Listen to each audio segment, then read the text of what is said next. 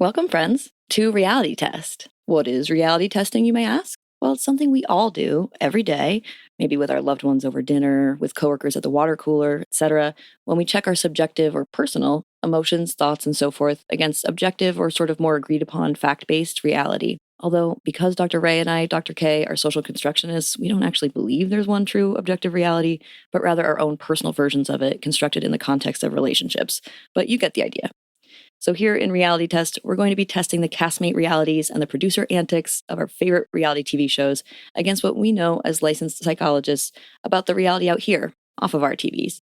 We hope you'll join us as we attempt to reality test. That's it. Thanks, y'all. Now check out our campy theme song. Are you feeling stressed? Your head's all messed? Well, let's forget all the rest. Fuck it, we're blessed, cause it's time to talk reality test. Come with us. Let's reality test. Welcome to Reality Test. I'm Dr. Ray. And I'm Dr. Kay. Feel free to check in and take a seat wherever you like.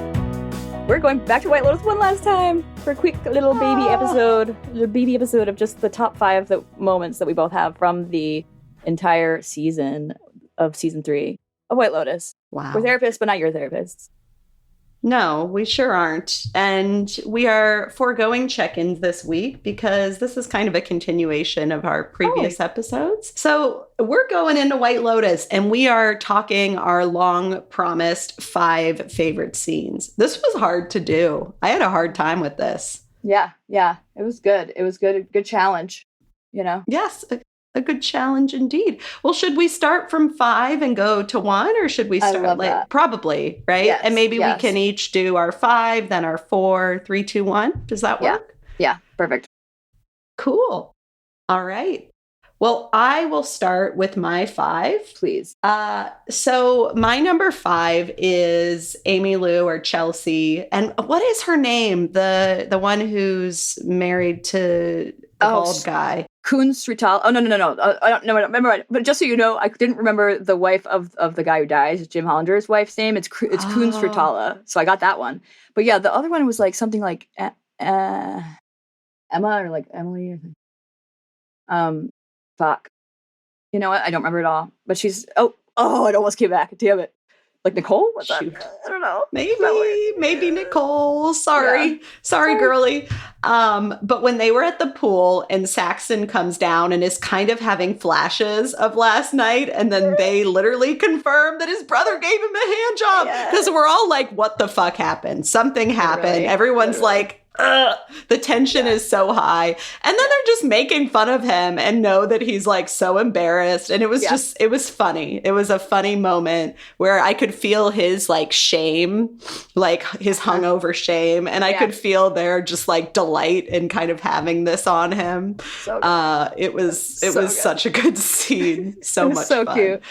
I loved it. It was great. And he needed to be brought down a notch, you know? So that's great. I love that.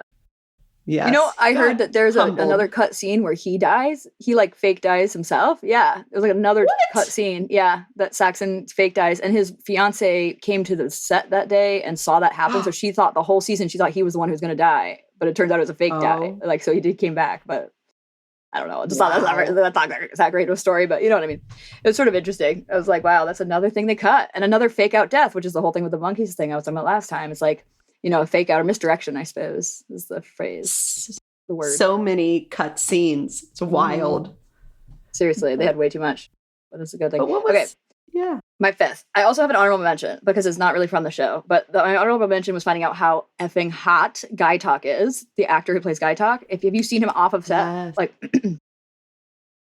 No, you mentioned this before, and he was hot on set too. I know. My goodness. He was so cute. He was cute on set, I thought, like very cute and like adorable and sweet and like a great smile. Very attractive. But then like seeing him in his normal like way of being in the world, I was just like, oh my God, what? Like it's so agreeable. So good for him. I loved him. He was great. But that's an offset thing. So my actual 5th one is, this is when the women were like with the 3 women friends were with the Valentine and his friends, and they went to like the club and whatever. And then they were like, well, let's go back. Like Kate says, I'm going to go back. And so they're like, well, why don't we all go back? We'll go to the villa or whatever. So they go back to the villa, and then they're all like partying and stuff. And I thought that was really great because it was sort of like this like high school debauchery, like hedonism, like scene.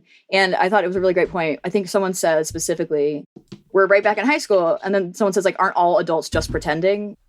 Or where does that come from? I don't know. I think it's from that. But then, so there's no one moment when you become an adult, right? Like ultimately we are all like our high school selves still too, which I just love that sort of like brought that energy in and sort of just like fun and debaucherous, and no one got hurt. I was like waiting for something to happen. Nothing happened. It was great. I loved it. It could just be debauchery for debauchery's sake. I loved it. Mm-hmm. Great scene. Yeah, it was a really fun scene. Yeah. Brings back some high school memories for better and for worse. So good. So good. Love it. The good pool party energy. Yeah. Yes. My number 4 is Frank as Rick is leaving. So Frank, played by Sam Rockwell, after they had done their thing, and he like does a fucking somersault. He's wearing a banana hammock. It's hilarious. It's hilarious. And also I thought at the same time, like deeply sad, right? Because Frank was sober. He was doing really well. He was figuring some shit out for himself.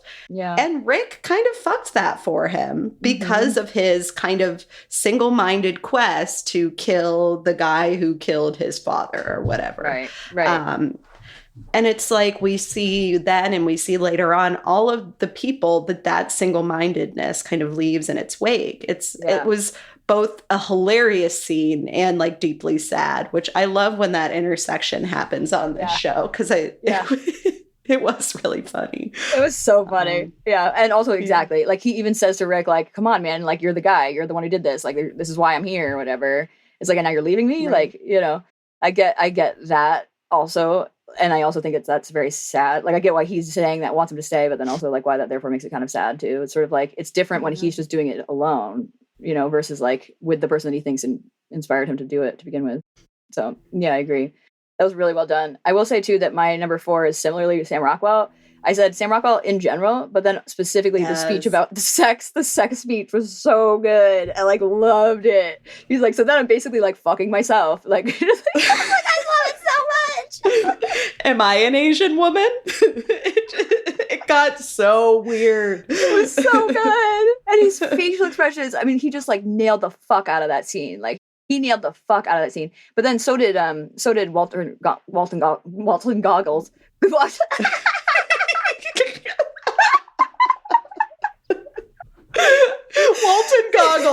Goggins, I think, but I like Goggles better. So funny. I like got the first one down finally and then just totally butchered the second name. Yeah, exactly. Walton Goggins. Yeah.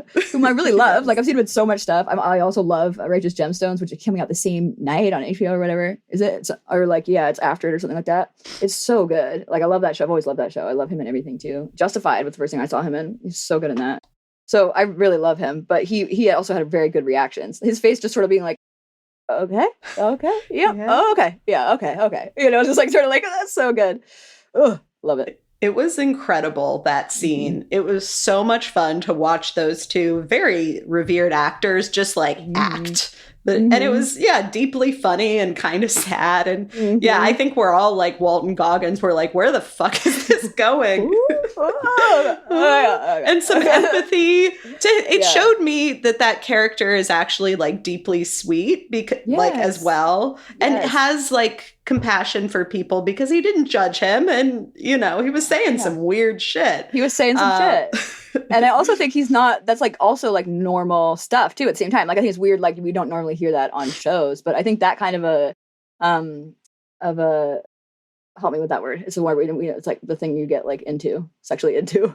It's a fetish. Okay. That was tough. I should not have had that long of a fucking delay on that word. That is wild. But anyway, yeah, it's like, I think it's almost like it is also normal to fetishize being with someone who looks like you, or like, it's like that kind of a thing is really common. So it also wasn't like, but then it's like at the same time he's also playing with the idea of gender bending, which that's like harder to imagine Walton Goggins' character being okay with that part, for example. But not that that's weird, but that it's okay. It's weird that it's not weird. It's good to know Walton Goggins' character wasn't against that.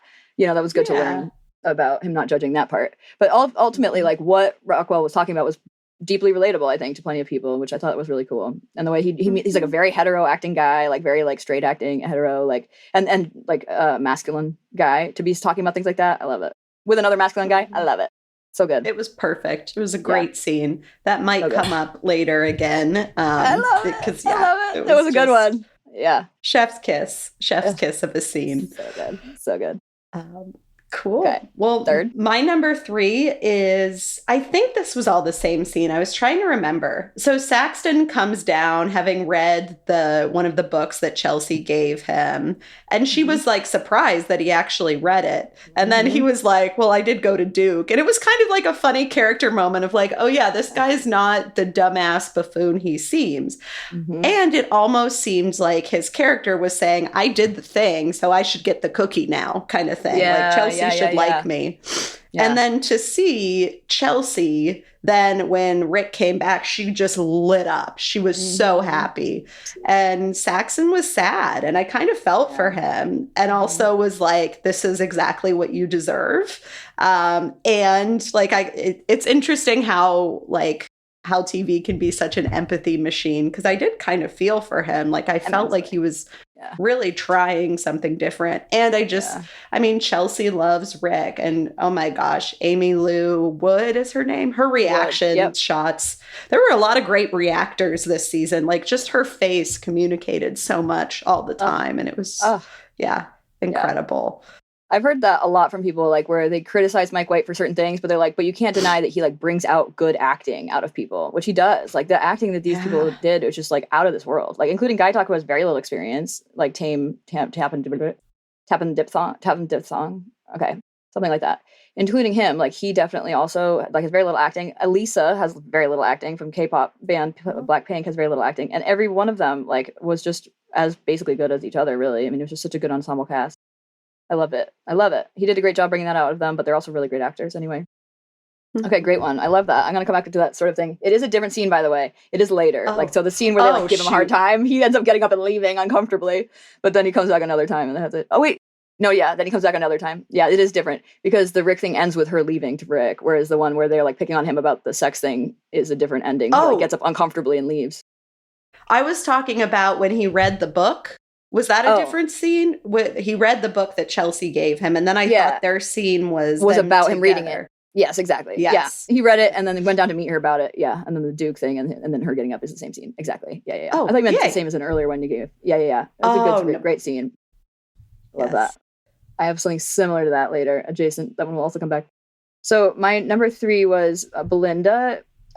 Just kind of like in general, but then like mostly when she finally gets the money and like her reaction to it, because I just thought it was like really rich, like thematically, like thinking about like capitalism and the emptiness of money and the like goals and dreams sort of shaving off or being shaved off kind of by that, and like why that is and how like what your dreams are matters for that, like because if it is related to money, then like that is where you'll land potentially, and then maybe not feel fulfilled, right? Like, or whatever. So I just think that, or like not even feel like you can have love or something, you know? So I just really liked that. I also thought it was great that she got the money and got to be excited to be rich. Like, you know, so it's like both and. It was like the rich themes of it were amazing. And it was awesome to like have a win for someone who's marginalized. It was like, fuck yeah, dude. Absolutely. And when her son was like, I can't remember what he was like talking about plans for the money or something. And she was like, can't I just be rich for 5 minutes? It was like, yes, amazing. You can. Yeah, exactly. And being able to enjoy the luxuries. I love that for her. It was very meaningful. And then also her crying-ish, like being, you know, like heartfelt about leaving Ponchai at the end. Like that also was meaningful too. It's sort of like the part of her that's still there, you know, that she didn't get completely like wiped away by the money kind of thing. And the fact she told Zion to like go to the thing. She's like, if I paid for it, you're going. You know, it's like the little remnants of who she was too, still staying there. Yeah. It's cute.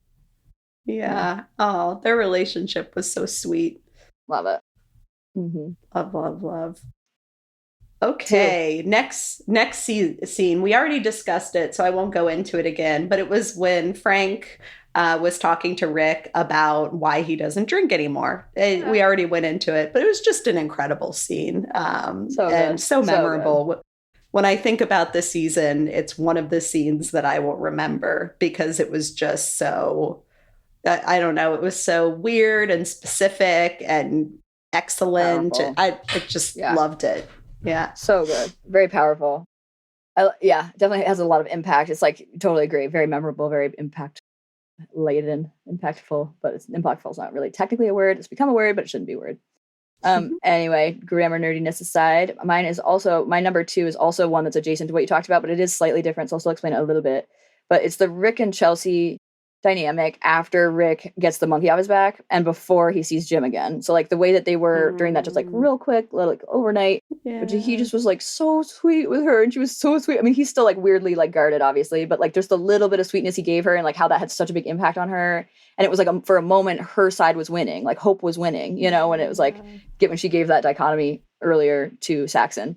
Is like in that dichotomy, for once, hope was winning a little bit. It just was like so endearing. Like, and Rick smiling, I was just like, oh my God, I'm so happy for them.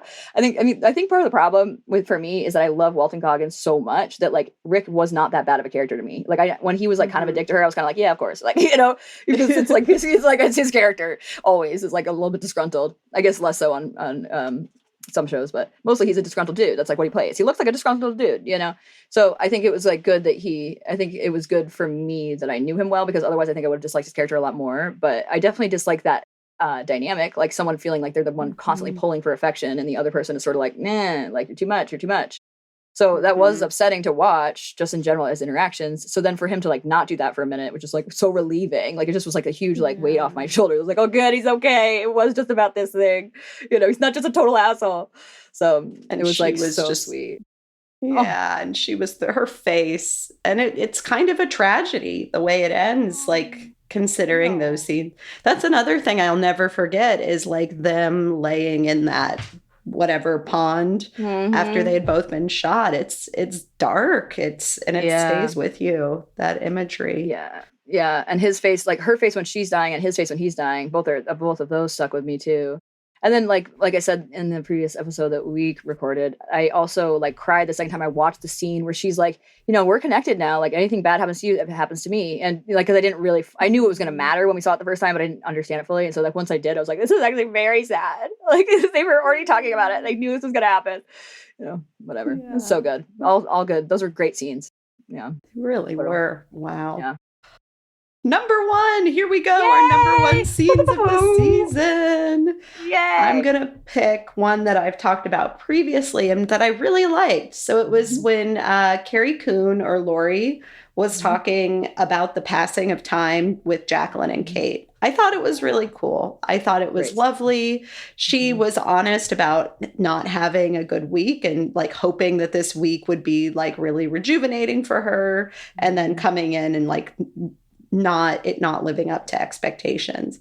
Yeah. But there is something about time passing and being in relation to other people and recounting that history and also recounting how you've changed and not changed and all this stuff is cool and it's meaningful. And I thought that was a really nice, maybe a little too neat of a cap on their story, but it moved me emotionally. So I'll take it. And I thought it was well acted and nice. Yeah. So nice. So well responded to too. And like, yeah, just really well done. She nailed that speech like so well. But I think also, like you're saying, the writing of the speech was also so strong, like the content in it, the themes that came out that really aren't themes we talk a lot about, you know? And I think that's like the piece that I love about White Lotus is like, because, you know, because we are this thing, but also audience members, you know, that we are relational. Both Dr. Ray and I are. So like our type of therapy and like being in the world is very relational. We think that relationships are a big part of life and what not. So, and also the healing mechanism in therapy. So the whole thing is that Mike White is very relational. Like he's talking about relationships really pretty much the whole show. Like it's like about who people are as individuals, but it's how they relate to each other that we're also focused on. And I think throughout, right? Like how does your relationship change to your family when you lose all the money that they're relying on in their way of living? How does your relationship change to your brother when you give him a hand job? How does your relationship change with yours? Normal thing. How does your relationship change? How does your relationship change when like when your husband is like has a monkey on his back about wanting to kill somebody? You know, it's like the relationships shift and change so rapidly, and partly also because who they are as individuals changes. But then also I think sometimes the relationship changing is what changes the individuals too. You know, so it's like this kind of bidirectional thing, and it's such a beautiful, beautiful, beautiful way of like doing this show, because that makes it so much more interesting. It's things that we can relate to, things we can't relate to, things that we imagine then or hopefully don't imagine in some cases, or like whatever. It's like just so it's always interesting because of that to everybody, I think, frankly. Absolutely. Oh, so well said. And yeah, so it was a nice finale kind of scene before shit got real sad. Very, very sad. Very, very intense. Yeah. So mine is also one we've talked about, or that I talked about in particular too before, which is funny. It's cool that we did these. And then also mine was also from the finale. That's why I also talked about it already. But mine was with Parker Posey, and because I love Parker Posey so much, she has to be my number one. I can't avoid it. But she, the scene with her and Piper after Piper got back from the monastery, and she starts to break her, facade about it. And Parker Posey was so fucking good. I just like her facial reactions were so on point. And then Jason Isaac's facial reactions. I mean, and Piper did a great job too. Like all three of them were just really good, but Parker Posey just like stole that scene, and it was just with very little. She said very little, and it stole the whole scene. And I just like really couldn't stand it. It was just so good. I was honestly like laughing out loud so hard. I kept telling my husband, I was like, "This scene is the best scene ever!" Like, so I had to give it to her because it just was the only one I did that about, and I just like absolutely gushed about. She also, the way that she, like I said this last time when I watched it again and noticed this, is like the way that she landed on giving her a meaningful hug, just to hug her first. Like she was genuinely like eyes closed, like meaning the hug of her daughter, and then turns to her husband and gives him the thumbs up about it. I liked that touch, Like I liked that it wasn't just like immediately like, hi, thumbs up, like while going in, or whatever, because it does make it seem like the way they did do it makes it seem like she does genuinely love, and it's like not just about like having her daughter near. It's like she like loves her and feels bad that she feels that way. And also, but by the way, yay, we get to keep her here, So I liked that. That was again a very relational moment. It's like that shows that she has that closeness with her daughter for real, and like also then was like, but also yeah, go us, we're gonna keep her home. Also, thank goodness. And then the scene after that where Parker Posey is just like relishing in her glory and being like, don't worry about the cost. And her daughter kind of going back into that role of being like the rich daughter who likes material things. It was like it was a funny sequence, and I thought very well earned. Yeah, totally. Yeah, and like not much talking again. We like see them shopping. There's like a couple lines, but mostly it's just like we get it just by like seeing it how Jason Isaacs sees it. And then also that reminded me that what she's like talking about. There was one more thing I was going to say about her. Oh, even on the boat, like she just like puts her in a good place. And then also Piper apparently, even though it was cut. I'm so sorry. Even though it was you. Oh my God. Double bless. Thank you. Even though it was cut, Parker then going on to have sex, right? Like, so she gets reacclimated to being in the like I almost said natural world, which is wild to say that. Reacclimated to being in like a westernized world, and like in the monasteries, like monks and female monks, nuns are allowed to leave and come back. Like they don't have to stay there for good. Like they don't have to have no sex forever. They can like leave and have sex and come back and be a monk again or whatever. So like there isn't the same like strictness about like having sex, but when you are in a monastery, you can't have sex. So like she like comes out and then loses her virginity is the idea of the scene that was deleted. But yeah, so that was also an interesting part of her role shifting when she came out and realized she's not going to do that. Amazing. Oh, It was a fun sequence, and great show. Yay. Thank you, White Lotus, for all of your glory. We'll miss you. We love you. We love and adore you. We will miss you for sure. And also, we're going to do next time our Real Housewives of Beverly Hills, the reunions parts, three parts of them. So stick that out. Stick it out with us. We'll see that next week. And for now, check us out on social media, particularly patreon.com/realitytest, capital R and T. And you can like go in the search bar and do @realitytest and get an account for $5 a month. And then you might end up getting it free for a year anyway, because that's something we're promoting with. And then we also have Instagram @DrApods, @DrKpods. And we also have TikTok at Dr.realitv, REALITV. And our YouTube and Facebook both have Reality Test Pod, @RealityTestPod for our YouTube channel. And then last but not least, we have an email, which is realitycheckpodding@gmail.com. We do. And rate, review, and subscribe. It helps us keep doing this thing we love. Yes, please. Tell your friends, like you always say. Exactly. Yes. And we'll see you next session. Bye, friends.